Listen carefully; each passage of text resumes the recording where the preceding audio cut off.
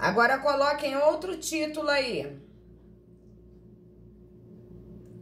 Coloquem assim: posse violenta, posse clandestina e posse precária.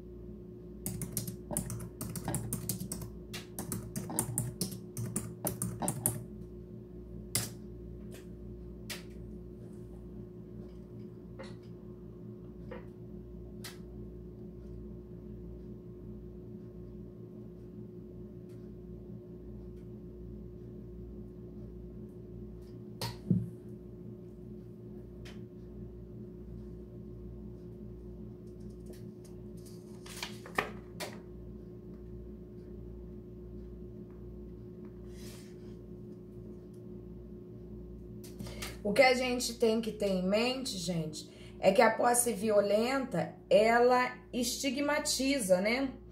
A posse é como se ela criasse uma sujeira nessa posse e que gerasse grandes problemas para ela.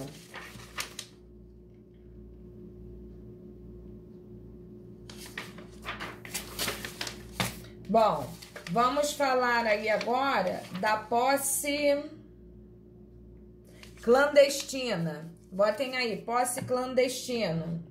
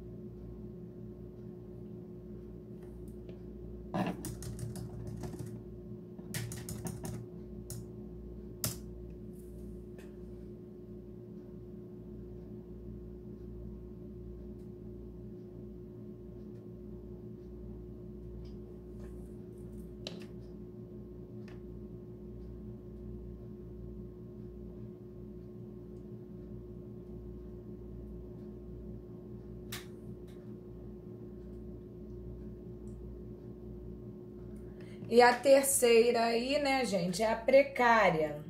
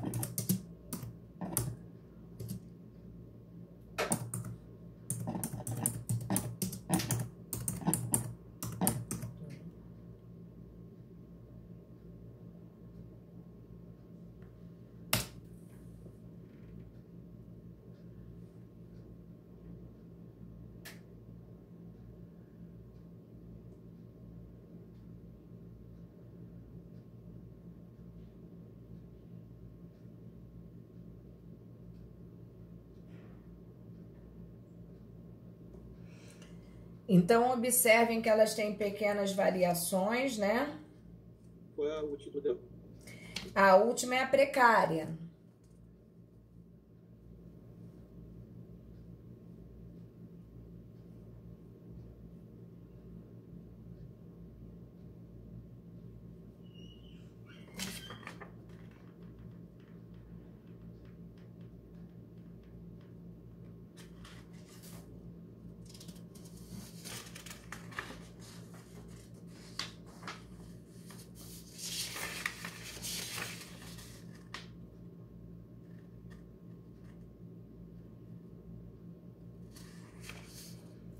Bom,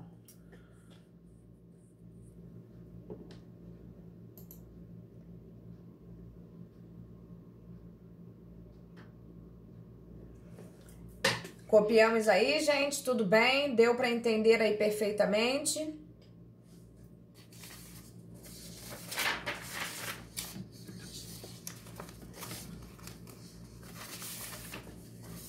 Ok, Raíssa, muito obrigada. Valeu, Alexander. Então, dando continuidade aí ao nosso materialzinho, página 5 da nossa segunda apostila.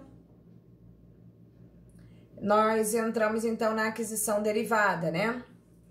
Quando uma pessoa recebe a posse de alguém. O ato mais frequente e representativo da aquisição derivada é a tradição. A tradição é muito importante para o entendimento não só de posse, como de propriedade também, quando se tratar de bens móveis, tá? Nós vamos ver isso futuramente.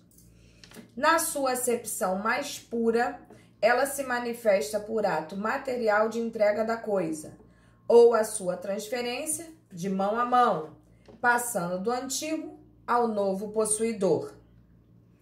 Tradição real aí, ó, a que consiste na efetiva entrega ou entrega material da coisa ao adquirente que recebe e apreende.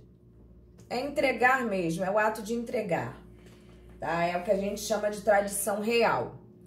A tradição simbólica, diferentemente da real, se materializa de forma bem diferenciada e por isso que a gente fala que é uma tradição simbólica. Por quê? Porque ela não se realiza pela entrega e apreensão do material da coisa, e sim ela se traduz por características assim muito singulares, muito ímpares, né? Porque, por exemplo, eu vendo meu carro para Camila e entrego as chaves como forma de que ela realmente é a nova possuidora daquele objeto ali, tá? Então, a isso a gente dá o nome de tradição simbólica, porque a partir do momento que eu entrego as chaves à Camila, eu acabei de fechar um negócio com ela e, portanto, ela passa a ser a nova possuidora daquele bem que ali está, tá? Dúvidas, meu povo?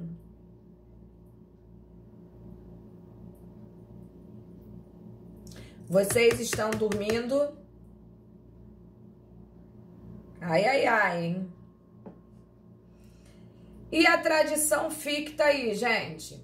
Ocorre no caso do constituto possessório, que é a cláusula constituinte, que vocês já aprenderam em direito civil, e da traditio breve humano, cláusula contratual, mediante a qual o alienante vendedor transmite a posse da coisa alienada ao nome do comprador, embora continue a deter o bem. Desprendimento da posse. O exemplo maior dessas situações aí, né, dessas cláusulas que eu acabei de falar para vocês, tá? Que provavelmente vocês aprenderam e não mais lembram. O maior exemplo que a gente pode dar nesse sentido é exatamente esse que eu coloquei aí para vocês, ó.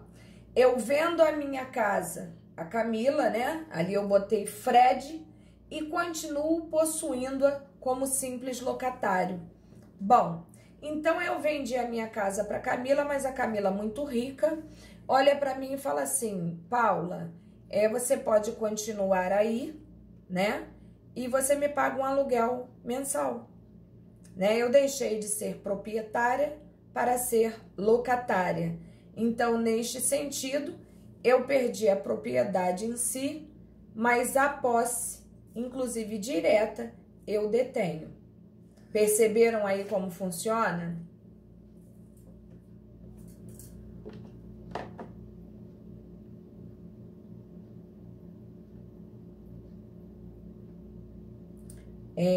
Rosemary, eu não tô te entendendo. Você entendeu ou não a simbólica?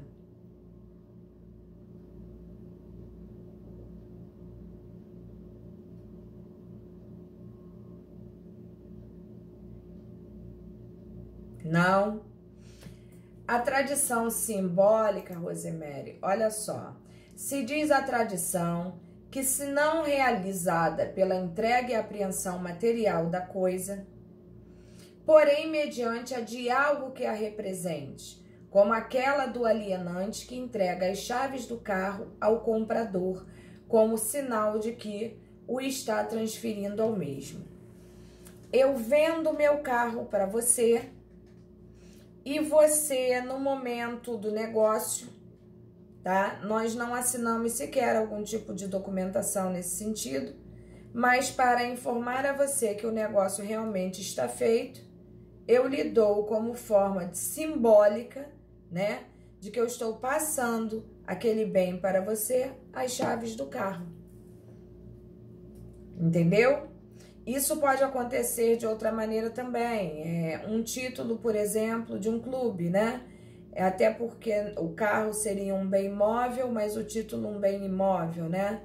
E é uma forma simbólica também. Eu não tenho como trazer o clube até você, mas eu pego o título do clube e entrego a você como demonstração de que realmente aquilo ali está sendo entregue. Tranquilo, Rosemary? Beleza. Bom, perda da posse aí, ó. Beleza. Sendo a posse a visibilidade da propriedade, perde-a o possuidor que não guarda a conduta em relação à coisa, análoga à conduta de proprietário. Perde-se a posse quando a pessoa deixa de exercer sobre a coisa qualquer dos 3 poderes inerentes ao domínio. E aí eu botei esses artigos para vocês poderem ter critério na hora de estudar e poderem entender melhor o que está sendo falado aí, né? E esse domínio, quando a gente fala desse domínio, é no sentido de propriedade mesmo. Então, quando a perda da posse ela pode se dar dessa forma inicial, como eu falei para vocês, se eu paro de agir com ânimos de dono, se eu paro de agir como se dono não fosse, obviamente, isso pode acarretar a perda da posse. Uma vez que pode ocorrer, né, se a gente parar para analisar, pode ocorrer por várias situações que ocorrem no nosso dia a dia. Simplesmente porque eu paro de agir como dono. Pode acontecer de eu vender também, se eu for a posseira e a proprietária da coisa, e eu vendo alguém, eu também provavelmente, obrigada, deixarei de agir como possuidora que sou, uma vez que eu também deixei de ser proprietária. Então, não teria justificativa para que eu continuasse agindo como se dona fosse. Até aqui, tranquilo, gente?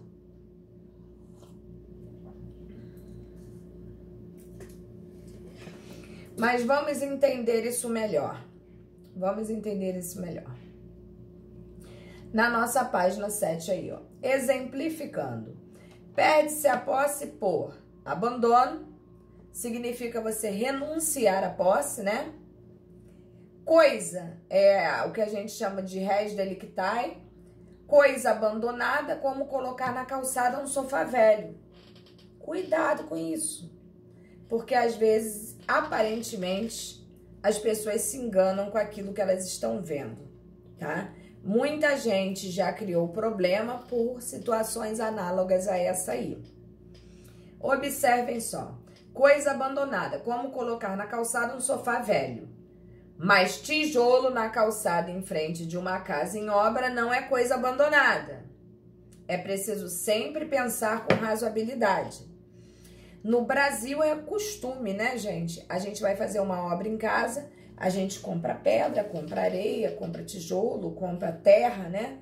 E a gente acaba usando aquela faixa de calçada, porque geralmente as pessoas têm um quintal muito pequeno, e se tem quintal não quer sujar o quintal, né? Porque a casa já fica um pânico com a obra. E a gente acaba realmente utilizando de maneira equivocada a calçada como se nossa fosse, né? E a gente pode estar induzindo uma pessoa a erro. Por quê? Já tiveram casos, já ocorreram casos em que essa história do sofá é até muito engraçada e as pessoas do meio jurídico usam isso como exemplo, porque assim como as pessoas gostam de lavar os tapetes e colocar sobre o muro ou sobre o portão para secar, né? No subúrbio tem muito isso.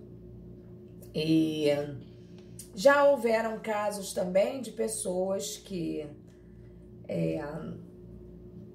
lavaram, por exemplo, o sofá, a poltrona, o puff e botaram para secar na calçada porque o sol estava ali, o sol já tinha saído do quintal de casa e botaram ali e a pessoa passou e levou. Faço eu a pergunta a vocês: é comum alguém botar um sofá na rua para secar? O mínimo que a pessoa pensa é o quê? A pessoa jogou fora o sofá porque molhou, porque a criança, sei lá, tá? Fato é que isso às vezes gera alguns problemas que resultam em situações muito esquisitas. Mas de fato, tá? A coisa abandonada pode ser entendido como tudo aquilo que você bota para fora da sua casa que você não quer mais. Tirando, obviamente, essas situações, como a gente já conhece, que se institucionalizou no Brasil serem comuns, como no caso da obra, tá?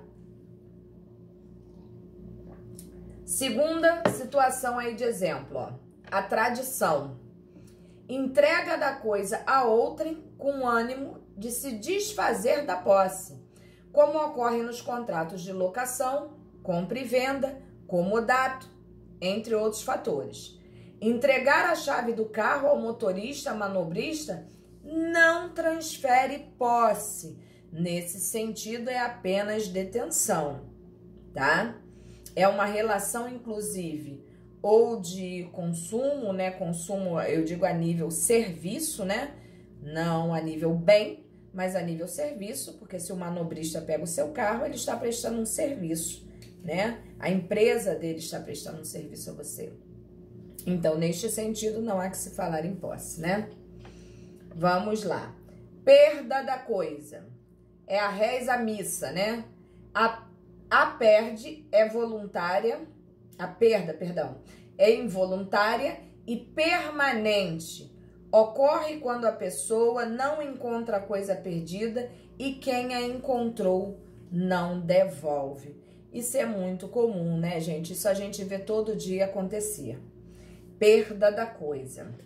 Agora, muito cuidado, que esse negócio de perder coisa e a gente achar coisa, não necessariamente é uma coisa muito correta, tá? Porque quem perde alguma coisa é porque aquela coisa tem algum dono. Então, muito cuidado com isso. Bom, a quarta situação aí, pela sua colocação fora do comércio. O exemplo, o governo decide proibir o cigarro. Se o governo decide proibir o cigarro, obviamente, você perde a posse da coisa. Uma vez que você não poderá mais comprar, você não poderá mais possuir. Até aqui, tranquilo, gente?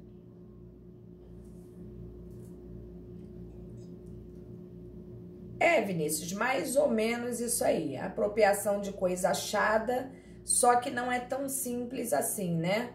Porque, como eu falei, tudo que é achado tem dono. Mas, se o dono não se manifesta em procurar, fazer o quê, né?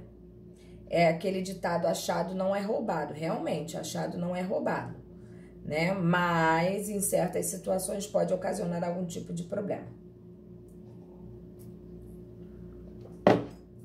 Vamos lá, seguindo aí.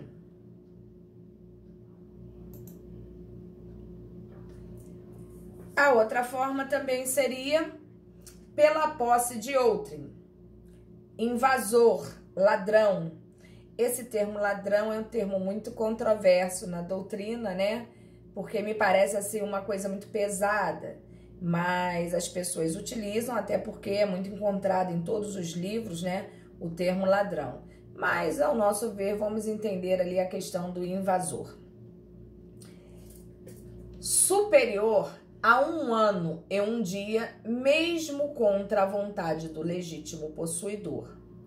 Antes de 1 ano e 1 dia, o invasor ladrão só tem a detenção.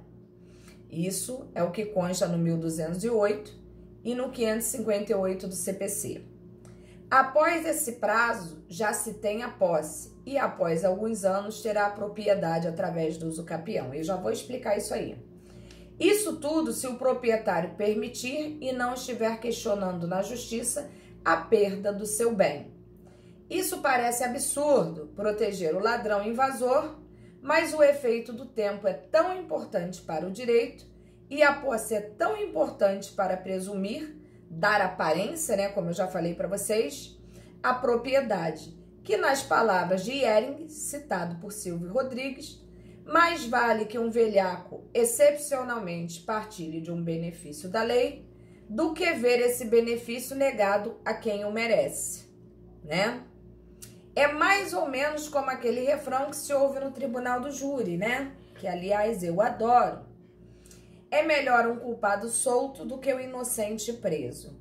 E esse jargão realmente é utilizado com fidelidade pela justiça criminal.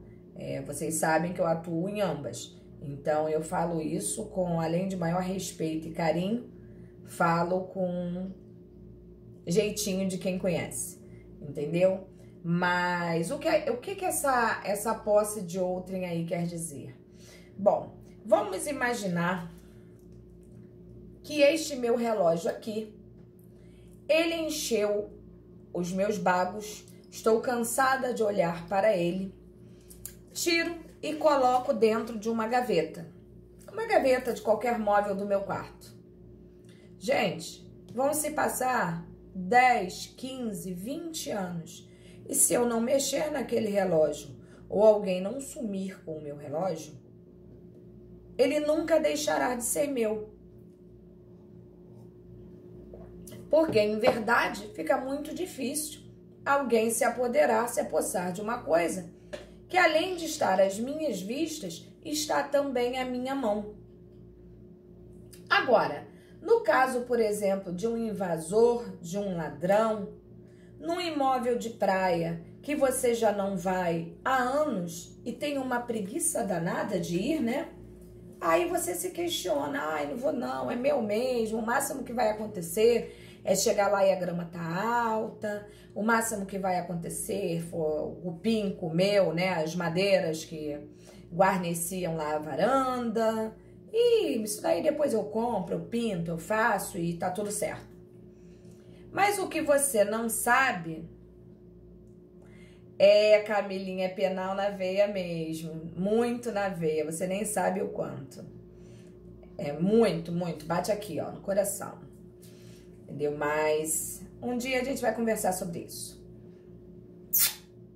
Saudade de verdade de vocês, ó, muito de verdade. Vamos lá. O que a gente não imagina numa situação dessa aí é que a pessoa, ao adentrar no seu imóvel, ela não adentra com a cabeça de que quer passar 1, 2 dias lá, não. Ela entra mesmo com ânimo de dono. Ela entra para se tornar proprietária. E quando a gente fala ali que parece uma coisa muito estranha, né?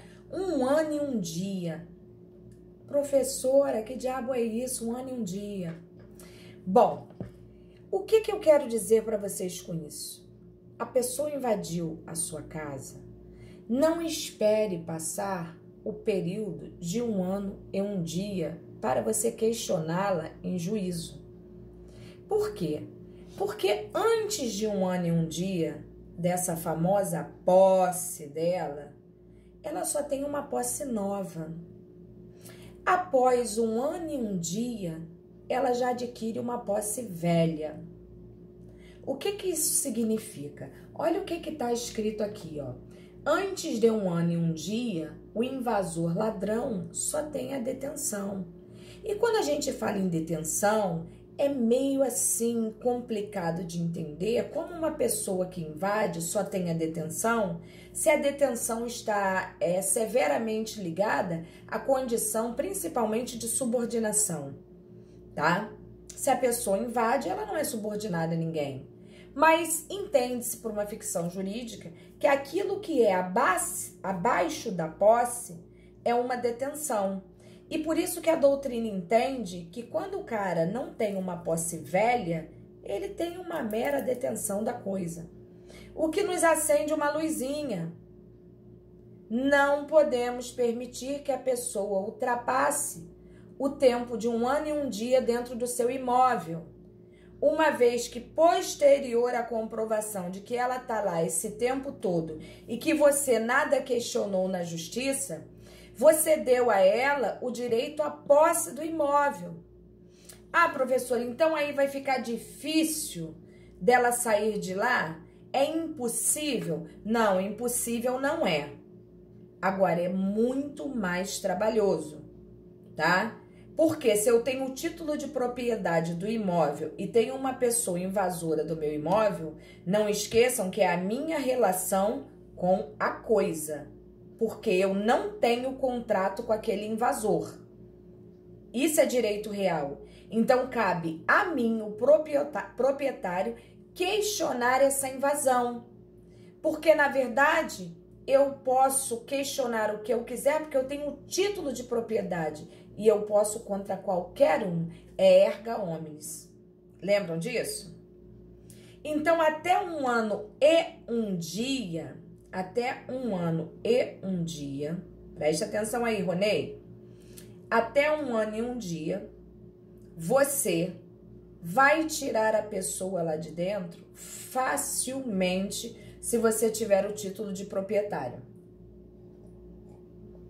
Até por meio de liminar você consegue isso. Agora, após 1 ano e 1 dia, você não tira mais por meio de liminar. A situação fica muito mais difícil, vai te dar muito mais trabalho e vai demandar muito mais tempo. Por isso, quando a pessoa adquire a posse velha, a coisa fica mais difícil. Deu para entender aí, Ronei?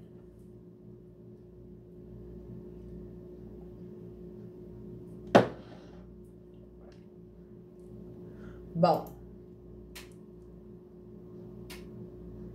Vamos lá. Seguindo aí nossa orientação. Os bens fora do comércio, pela doutrina, não se sujeitam à alienabilidade. Nestes se incluem os bens públicos. Ocorre impossibilidade jurídica do objeto quando o ordenamento jurídico proíbe, pois são insuscetíveis de apropriação e de alienação. Isso também eu acredito que vocês já tenham ouvido falar sobre essa situação. Há de se destacar os ensinamentos do professor Carlos Roberto Gonçalves aí, ó. Consideram-se nesta situação as coisas insuscetíveis de apropriação, que é uma indisponibilidade natural da coisa, e as legalmente inalienáveis, sejam estas indisponíveis por força de lei, que é a indisponibilidade legal, né? Ou devido à cláusula de inalienabilidade colocada em doação ou testamento, indisponibilidade voluntária. Isso daí são cláusulas que a gente pode se valer em certos contratos. Também acredito que vocês já tenham estudado isso e que neste sentido não caberia alienação dos bens. Os bens públicos também não são alienáveis, tá? Bom, são igualmente inalienáveis os valores e direitos da personalidade, bem como os órgãos do corpo humano. Imaginem vocês que eu vou alienar a minha personalidade jurídica. Pode isso, meu povo? É disponível esse bem para ele ser alienado? Existe uma indisponibilidade intrínseca a esta situação. É bem indisponível. Imagina, eu estou com um problema seríssimo financeiro. Esse coronavírus aí tá me arrasando, né? Todos os meus clientes sumiram. O meu escritório está vazio. Eu não trabalho, portanto não recebo, né? Aí resolve-se uma situação qualquer na minha vida, ou melhor, não resolve-se qualquer situação nenhuma na minha vida, e eu fico devendo a Deus e o mundo. E aí eu descubro que alguém precisa de um rim igual ao meu, tá? Que apesar de ter algumas pedrinhas, são pedrinhas de diamante, e que para tanto ele vale algum cascalho, né? Se eu colocar na internet para vendê-lo. Esse contrato, este acordo aí de venda de rim jamais poderia acontecer, uma vez que é insuscetível de alienação, tá? Então a gente tem que ter em mente que certas situações não podem ser encaradas como situações passíveis de alienação. Bom, são assim insuscetíveis de apropriação pelo homem os bens que se acham em abundância na natureza, né? No universo, e escapam de seu poder físico, como a luz, o ar e o mar, tá? Obviamente, vocês já sabiam disso, isso não é novidade para ninguém. Bom, bens legalmente inalienáveis são os que, por lei, não podem ser transferidos a outrem, não se incluindo neste conceito os que se tornaram inalienáveis pela vontade do testador ou do doador. A inaliabilidade decorrente de ato jurídico que não tem força de subtrair o bem gravado da prescrição aquisitiva, não o colocando fora do comércio.